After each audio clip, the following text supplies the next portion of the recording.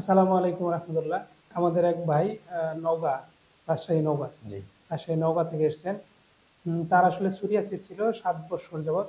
অনেক চিকিৎসা করা হয়েছে এবং তার এমন এক অবস্থা ছিল যে শরীর থেকে মাথা থেকে একদম পুঁজ, পুঁজ যেটা বলে ফোড়া হলে যেমন পুঁজ হয়, ঠিক সেরকম পুঁজ টপ টপ করে একা একাই জ্বলছে। আলহামদুলিল্লাহ আমাদের খুব গুরুত্বপূর্ণ এক মেডিসিন, যা 1-2 সপ্তাহ খাওয়ার পরেই আলহামদুলিল্লাহ এখন শুকিয়ে গেছে, মাথাগুলো আলহামদুলিল্লাহ অনেকটা শুকিয়ে গেছে।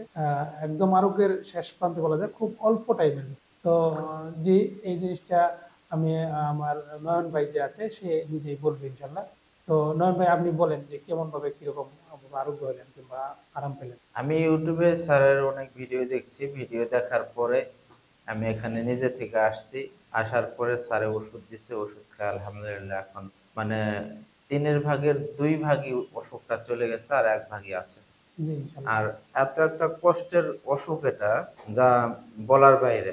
আমার ছবিগুলো ছিল এরকম, হুম হুম, এরকম আমার স্কিনের অবস্থা ছিল। সিম্পল আছে, হ্যাঁ আমি অনেক জায়গায় হোমিওপ্যাথি ওষুধ খাইছি, অনেক জায়গায়, কারো কাছে আমার সঠিক চিকিৎসা হয়নি। আমি এরকম ছিল আমার অবস্থা।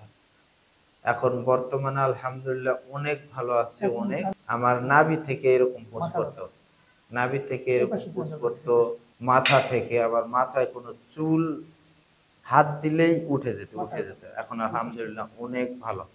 আমি কথা অনেক বেশি বলতাম। আমার বিগত ওই পাশে, কানের এই পাশটা বেশি। বিগত 10-12 দিনের আগের ছবি ছিল এরকম। এখন আলহামদুলিল্লাহ অনেক ভালো হয়েছে, অনেক অনেক সুস্থ হয়েছে। জি, জাযাকাল্লাহ খায়ের।